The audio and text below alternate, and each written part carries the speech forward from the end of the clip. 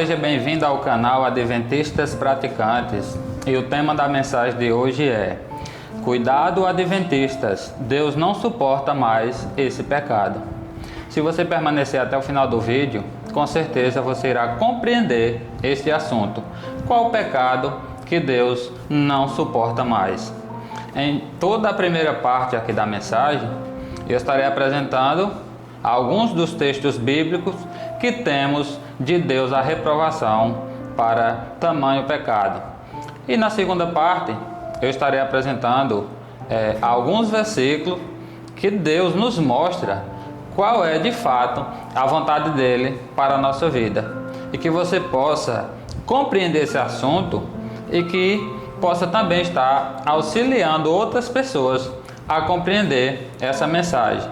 Pois qualquer um de nós seres humanos que tiver e continuar praticando esse pecado, pode ter certeza que nós iremos perder a salvação, porque Deus não compactua com o erro, Deus não compactua com o pecado, com a maldade, e deixou a sua palavra para que assim todos nós tenham o direito e o privilégio de poder examinar diariamente, mantendo ali uma comunhão viva com o céu, com Cristo, com o nosso Criador, sendo direcionado e guiado pelo Espírito Santo, e todos tendo o privilégio de conhecer, dada por Deus a oportunidade de ter uma vida transformada.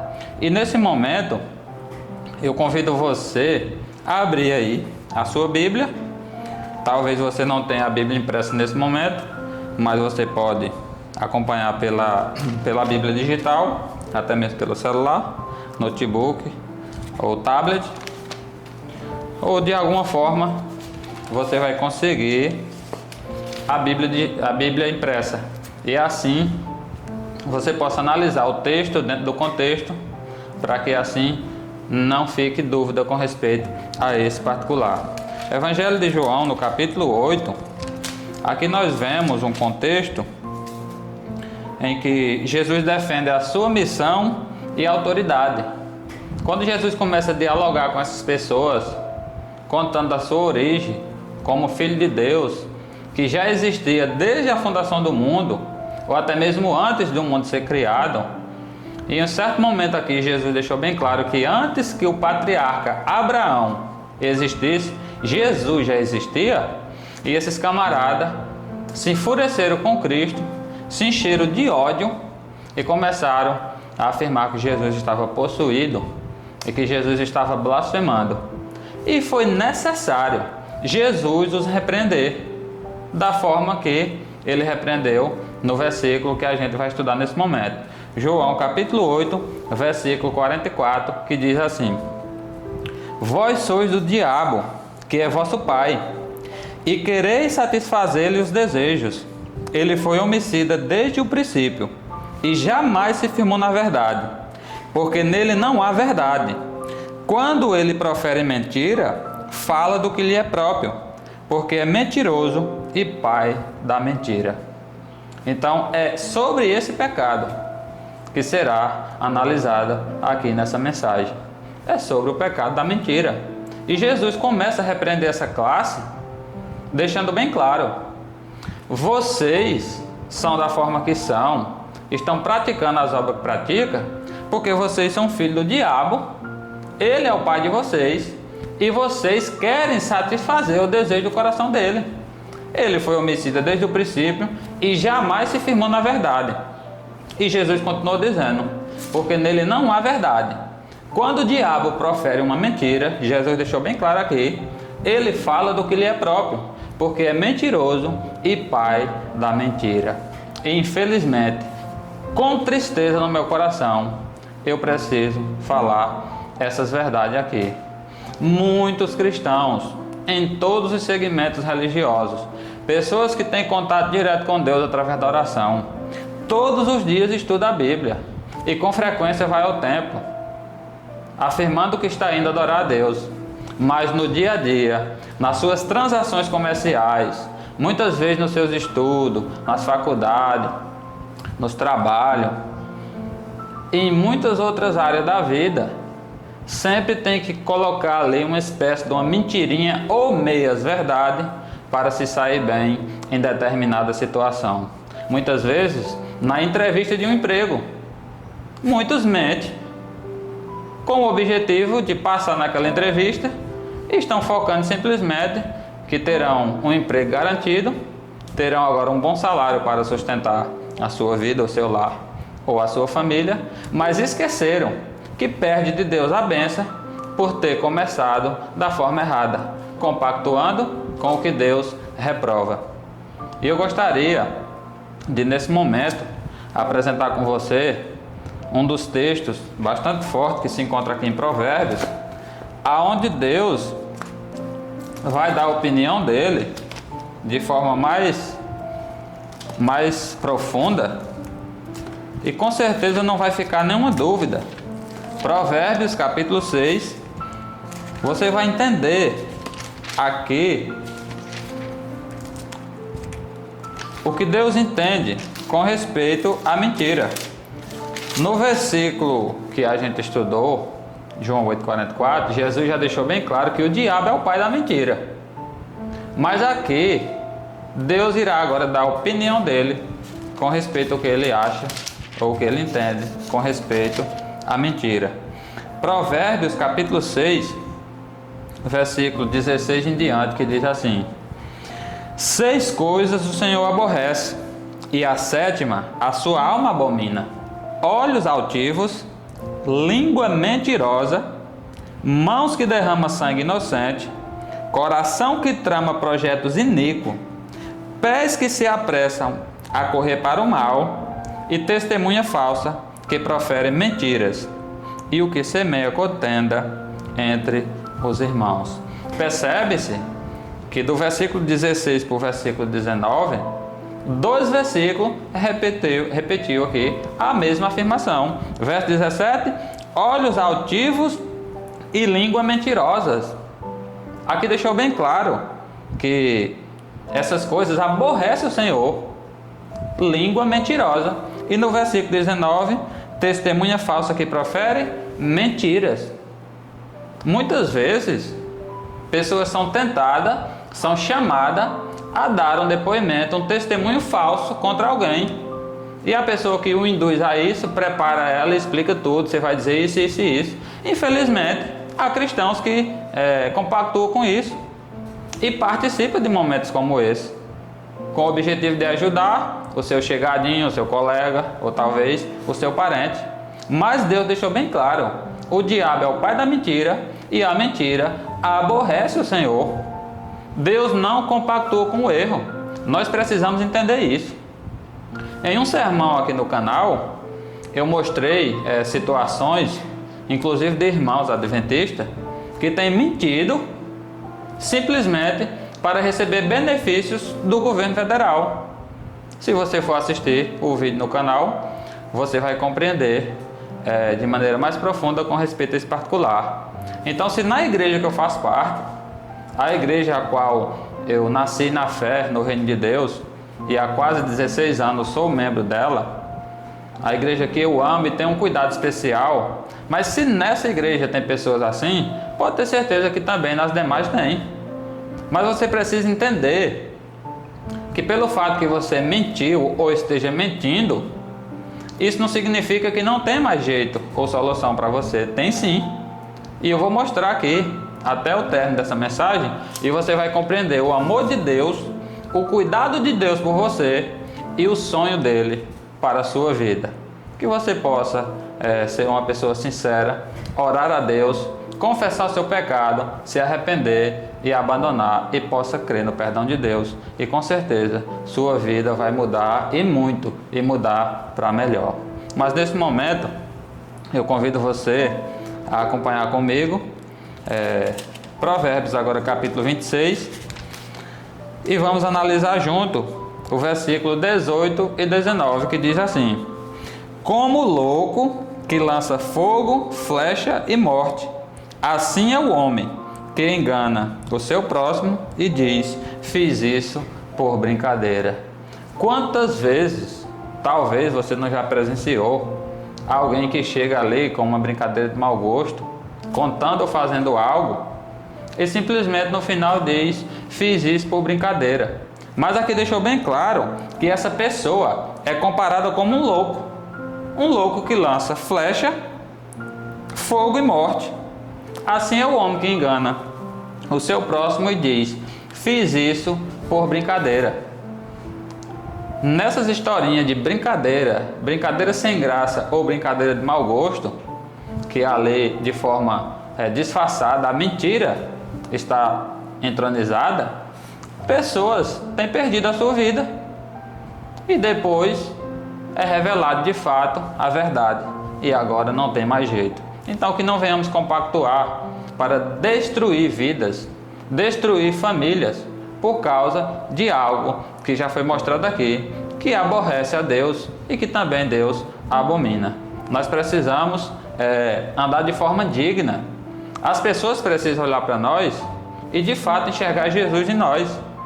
Elas precisam entender que nós não compactuamos com o erro, com a mentira, porque nós servimos a Deus, o Deus da verdade, o Deus do amor e o Deus da justiça.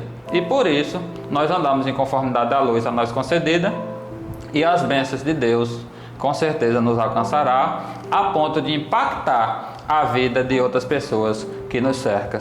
E nesse momento eu convido você para acompanhar comigo um relato bíblico, pelo menos 3 relatos bíblicos com respeito a esse particular a gente encontra, mas nós vamos analisar aqui apenas um que se encontra em Gênesis no capítulo 12. Aqui o patriarca, o pai da fé, Abraão, quando ainda não era chamado de Abraão, nos primeiros capítulos de Gênesis, ele ainda tinha o nome de Abrão. Deus prometeu que engrandeceria o seu nome, não só no sentido de aumentar a letra, mas no sentido que ele se tornaria o pai da fé, um homem muito conhecido em toda a história, que nos deixou muitos bons exemplos. Mas nesse momento que ele era chamado de Abrão e sua esposa Sarai, que logo após Deus a muda o nome, sendo que ela foi chamada de Sara, ele cometeu um erro tremendo, compactuando com a mentira, em espécie de meia-verdade, que eu irei apresentar aqui e você irá compreender, e por causa dessa mentira, outras pessoas, que eu vou mostrar aqui, sofreram consequências terríveis, por causa da falha de Abraão. Gênesis capítulo 12, a partir do versículo 10 diz assim: havia fome naquela terra, desceu, pois, Abrão ao Egito para ali ficar, porquanto era grande a fome na terra. Quando se aproximava do Egito, quase ao entrar, disse a Sarai, sua mulher: ora, bem sei que és mulher de formosa aparência. Os egípcios, quando te virem, vão dizer: é a mulher dele, e me matarão, deixando-te com vida. Então percebe-se, Sarai, sendo uma mulher muito bonita, uma mulher muito formosa, Abrão, ao invés de confiar em Deus e buscar uma direção em Deus, como ele deveria agir diante dessa situação, ele simplesmente pensou consigo mesmo: Sarai, minha esposa, é muito bonita. Quando os egípcios verem, vão dizer simplesmente: vamos matar o marido dela e vamos tomá-la como esposa para nós. E veja a continuidade, o que aconteceu. Verso 13: Abraão deu essa ordem, no caso, Abraão deu essa ordem a Sarai: dize, pois, que és minha irmã, para que me considere por amor de ti, e por tua causa me conservarão com vida, ou me conservará a vida. Então ele dá aqui um conselho, uma orientação à sua esposa: diga que você é minha irmã, eles vão me considerar, porque vai tomar você como mulher, e assim irão me poupar a vida. Verso 17 do capítulo 12: porém o Senhor puniu o faraó e a sua casa com grandes pragas, por causa de Sarai, mulher de Abrão. Chamou, pois, faraó a Abrão e lhe disse: que é isso que me fizeste? Por que não me disseste que era ela tua mulher? E ele me disse: e me disseste ser tua irmã? Por isso a tomei para ser minha mulher. Agora, pois, eis a tua mulher, volta-te e vai-te. E Faraó deu ordem aos seus homens a respeito dele, e acompanharam a ele e a sua mulher, e a tudo que possuía. Então aqui deixou bem claro, Abrão orienta sua esposa Sarai a mentir, ela compactua com o erro dele e mente, e Deus agora traz uma prova severa sobre Faraó e o Egito, porque Sarai era casada com Abrão, e se tem uma coisa que Deus não aprova, é a questão de traição, adultério, fornicação, e Deus não ia permitir que Faraó tocasse na esposa de Abrão. Por isso, Deus permitiu que Faraó passasse por toda essa dificuldade, a ponto de reconhecer que tinha um erro, e quando Faraó vai assim buscar descobrir onde é que está o erro, é revelado para ele que o problema é porque ele toma a esposa de um homem, a qual ele não deveria. Mas o erro aqui não estava em Faraó, o erro que cometeu foi Abrão, mas por causa do erro dele, Faraó sofre consequências. Na nota de rodapé do capítulo 12, a explicação do versículo 13 aqui na Bíblia de Estudo Andrews diz assim: minha irmã, a meia-verdade de Abrão foi taticamente aceita por Sarai. Abrão e Sarai tinham o mesmo pai. Então se percebe que havia verdade na expressão dele ao pedir que ela dissesse que era irmã dele, porque eles eram filhos do mesmo pai. Talvez você esteja perguntando, como assim filho do mesmo pai? Talvez você conhece na sua comunidade alguém, dois irmãos, que é filho do mesmo pai com mães diferentes. Na cultura bíblica, na época de Abraão, ainda assim era aceito ou permitido por Deus. Hoje nós vivemos num mundo com aproximadamente 8 bilhões de seres humanos, então não há necessidade de que se case irmão com irmã. Apesar que a ciência, a medicina comprova que não é interessante e que não é permitido mesmo por Deus. Eu vou mostrar aqui agora no livro de Levíticos que Deus hoje não aprova, porque quando se une pessoas, no caso parentes próximos, irmãos com irmã, geralmente os filhos nascem com deficiências, e isso hoje de fato não é aceito por Deus. No passado não tinha tanta gente como hoje, eles também queriam preservar a linhagem ali da família, pessoas de uma tribo não se envolvendo com pessoas de outra tribo, e assim ainda era permitido, como também no Éden. Adão e Eva teve seus filhos, depois tiveram suas filhas, e irmão casava com irmã, porque Deus deu a ordem: sede fecundo, multiplique e enche a terra. E com certeza só Adão e Eva não teria como, mas à medida que foi havendo ali uma aglomeração, não temos mais a permissão e a aprovação de Deus. E eu irei estar mostrando isso agora em Levítico, no capítulo 18, que você possa acompanhar comigo. Levítico capítulo 18. Você verá que por mais que na época de Abrão e Sarai ainda era permitido, ou Deus tinha tolerado isso, hoje não é mais. Levítico 18, versículo 9 diz assim: a nudez da tua irmã, filha de teu pai, ou filha de tua mãe, nascida em casa ou fora de casa, a sua nudez não descobrirás. E o versículo 11 diz: não descobrirás a nudez da filha da mulher de teu pai, gerada de teu pai, ela é tua irmã. Então hoje nós não temos mais de Deus a permissão e nem a aprovação casar irmão com irmã. Ainda era permitido ou tolerado com Abrão e Sarai, mas ele cometeu um erro porque ele poderia ter chegado com a verdade: de fato ela é minha esposa, e com certeza Deus tinha os protegido e Faraó não tinha tocado na vida do servo de Deus. E nesse momento eu convido você para a gente analisarmos juntos o que se encontra em Patriarcas e Profetas, na página 54. Você vai ver que desde o início, o ser originador do pecado, que Jesus falou em João 8,44, que é o pai da mentira, você vai ver, com base em Gênesis capítulo 3, o que a serva do Senhor escreveu aqui, sobre a astúcia e a artimanha do diabo ao se aproximar dos nossos primeiros pais, Adão e Eva, para assim levar à transgressão. E diz assim na página 54, Patriarcas e Profetas: É assim que Deus disse: não comereis de toda a árvore do jardim?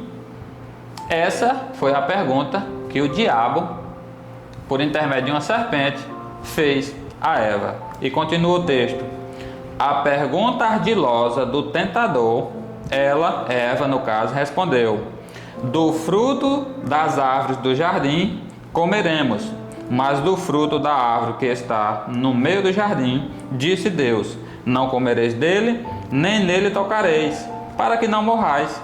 Então a serpente disse à mulher: certamente não morrerás. Então, Deus deixa bem claro: Adão, Eva, todo esse jardim está disponível para vocês desfrutar e contemplar. Mas aquela árvore em especial, vocês não comam e não toquem. Porque Deus sabia que o diabo usaria a serpente para se aproximar do casal e assim tentá-lo. Mas enquanto Deus disse: se vocês tocar, vocês vão morrer, se vocês comer, vocês vão morrer, o diabo disse: não, é certo que não morrereis. E continua o texto: porque Deus sabe que no dia em que dele comerdes, se abrirão os olhos e sereis como Deus, conhecedor do bem e do mal. De fato, quando Adão e Eva comem, os olhos foram abertos. Eles estavam nus e nem percebiam, porque a glória de Deus os cobria. Mas agora, com a entrada do pecado, eles percebem e passam a ter vergonha, assim fugindo de Deus e procurando entre as árvores algum tipo de folha ou ramo para que assim cobrisse a sua nudez. Então o diabo, através de uma mentira, conseguiu colocar o pecado na raça humana, nos seres humanos, nos filhos de Deus, que perpetua até hoje, e a gente sofremos as consequências desse terrível pecado.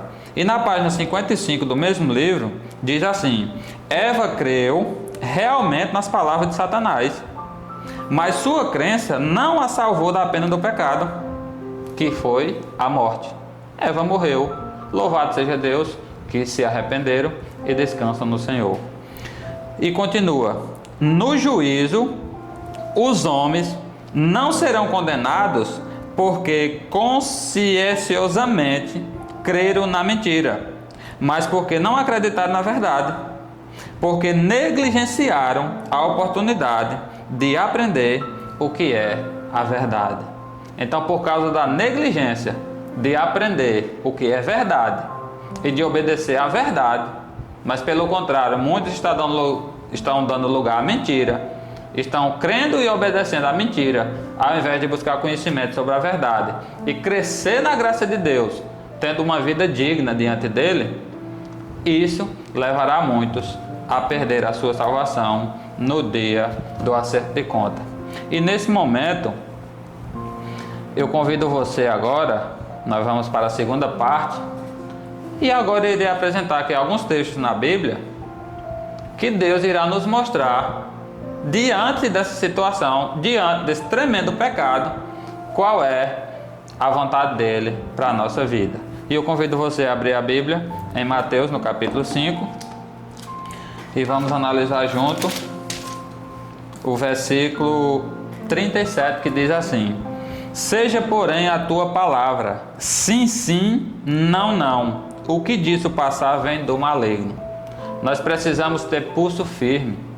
Nós precisamos ter firmeza de propósito. Nós precisamos nos posicionar ao lado da verdade. E nas decisões diárias que precisamos tomar, que possamos seguir a orientação descrita aqui nesse versículo. Seja, porém, a nossa palavra sim, sim ou não, não. Porque Jesus deixou bem claro: o que disso passar vem do maligno. E nós precisamos andar em dias na presença de Deus, porque com certeza é o melhor para cada um de nós.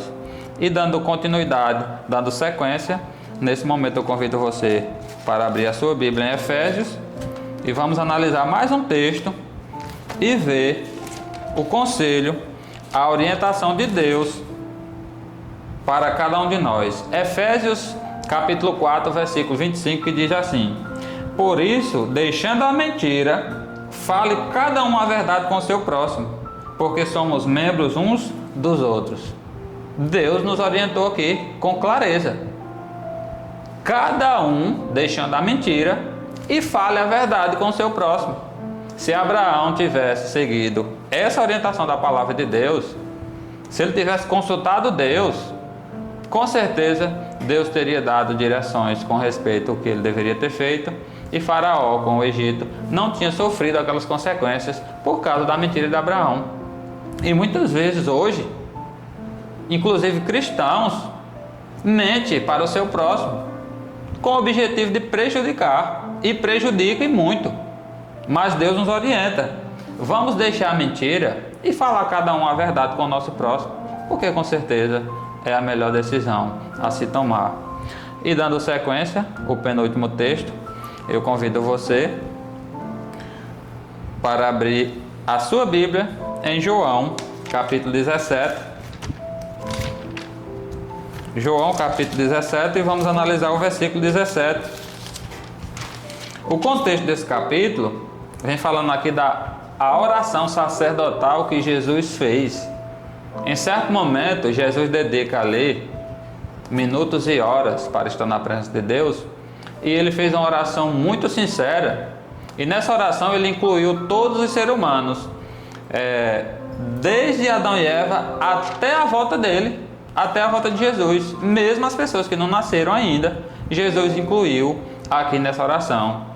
E abrindo o coração para o Pai, ele fez um pedido sincero, que diz assim, no versículo 17: santifica-os na verdade, a tua palavra é a verdade. Então Jesus pede ao Pai que nos ajude a nos santificarmos na verdade. E ele deixou bem claro, falando com o Pai: a tua palavra, meu Pai, é a verdade. Então, se nós andarmos guiados por essa palavra, com certeza nós seremos bem-aventurados, ou seja, seremos felizes em tudo o que realizarmos. E para concluir, para o término dessa mensagem, eu convido você a abrir a sua Bíblia em 3 João, fica próximo a Judas, entre Judas e também as cartas de Pedro, que diz assim, 3 João, versículo 4: não tenho maior alegria do que esta, a de ouvir que os meus filhos andam na verdade. Glória a Deus e aleluia. Nós precisamos dar essa alegria ao nosso Deus. Ele deixou bem claro: eu não tenho maior alegria do que essa, a de ouvir que os meus filhos andam na verdade. Jesus é a verdade, Deus o Pai é a verdade, o Espírito Santo é a verdade. Os 10 mandamentos, isso está na Bíblia. A tua lei é santa e justa, porque a tua lei é a verdade. E também, acabamos de ver, João 17:17, o próprio Cristo disse que a palavra de Deus, a Bíblia, é a verdade.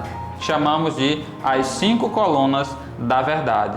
Que possamos, sendo pessoas sinceras, que quer viver de forma digna, de forma justa aqui nessa terra, andando diariamente na presença de Deus, se alegrando em fazer a vontade de Deus, nós possamos dar essa alegria ao nosso Deus, porque Ele merece até demais. Nós precisamos de fato ser umas pessoas sinceras, não ouvintes negligentes, como o evangelista Tiago fala, mas que possamos ser operosos praticantes. Nós vimos aqui nessa mensagem que Deus odeia ou abomina a mentira. Deus não compactou com o erro. E nós precisamos seguir as orientações da palavra, andando com a verdade, abandonando a mentira, falando o que é correto e o que é verdade com o nosso próximo. Nunca jamais dar um falso testemunho, porque de fato isso é mentira e é pecado, e é algo abominável diante de Deus. E essa mentira do falso testemunho tem destruído muitas famílias.